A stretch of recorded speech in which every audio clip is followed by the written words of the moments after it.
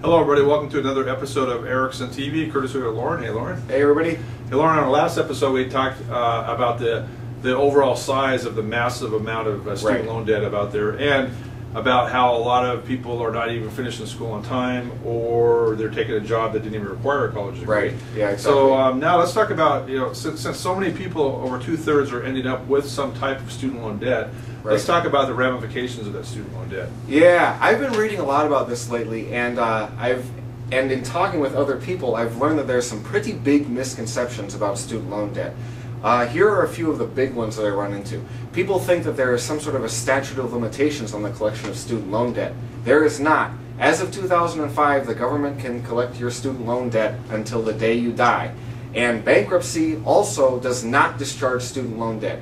You can default on your loans, but that doesn't really help you. You mostly just end up with a lot of fines and penalties. And when I say the government will collect until the day you die, something that has started happening, people's Social Security checks have started to get garnished to pay for student loan debt. They can garnish up to 15%.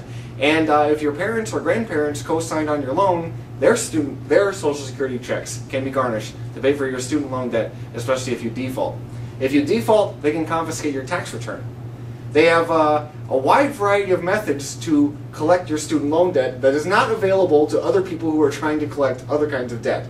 So it's a weird little business, and one of the things that at first seems good but is really not good, they expect that over the very, very long term, even among people who default, 80% of their student loans will be recovered.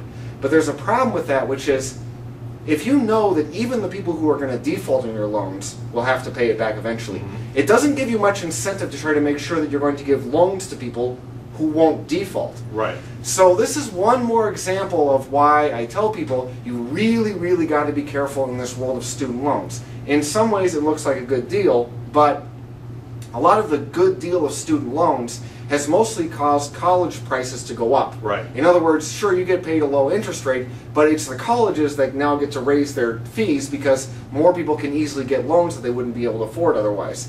So it's not a simple business, and it's not a business where you can think to yourself that there's going to be some sort of bankruptcy or statute of limitations that somehow will allow you to escape the student loan debt. If you take on a lot of debt, you will have to pay it somehow or other.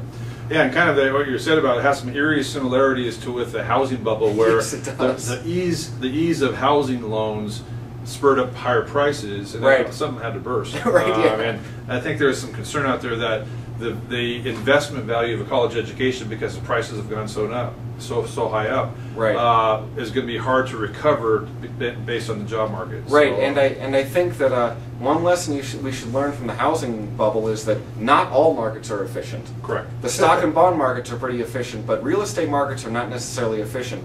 And education markets, when loans get strange incentives attached to them, the way the housing market had and the way our education market had, you're not dealing with an efficient market, and that means you should watch out.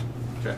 Well, that's very good. So, so we'll end this episode right now. In our next episode, the final of the series, we'll talk about some real-life strategies to maybe improve your investment return of college. Right. Thank you very much. We'll see you next time on Erickson TV. Bye now. See you next time.